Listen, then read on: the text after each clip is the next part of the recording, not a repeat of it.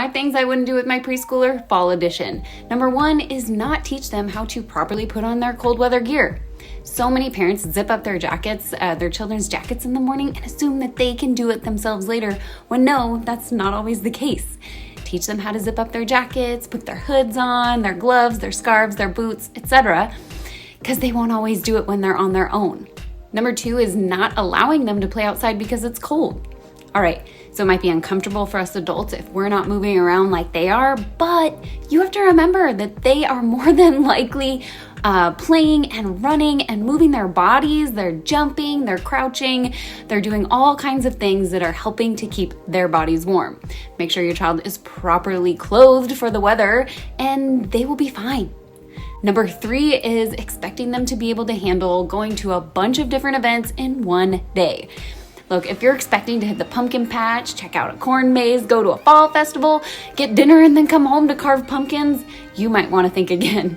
Just as you will most likely be overstimulated that day, so will your child, and they're bound to have a meltdown at some point, in which case you'll have to decide to either push through with everyone stressed and miserable or call it a day and miss out on the rest of the plans. Number 4 is load them up on candy and treats and expect them to function properly. Part of the fun of going to events is the treats, right? However, if your child is already overstimulated and possibly underfed due to being out and about for a while, hopping them up on a bunch of sugar and then expecting to have a good time might not work out like you expected. The mix of overstimulation, tiredness, and the sugar rush can cause all kinds of chaos. So if you're going to give treats, make sure to do it towards the end when you know you'll be headed home after and they can get in a nap at home if needed.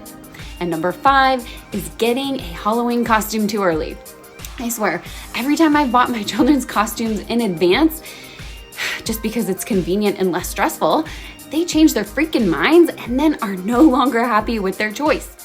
To avoid this, you could try looking at costumes together with your child and then allowing them to pick out one that they want, screenshot or take a picture of that, print it out, and then ask them multiple times in the next week if that's still the one they want. If a week goes by and they still want it, they haven't changed their mind, I think you're safe to order.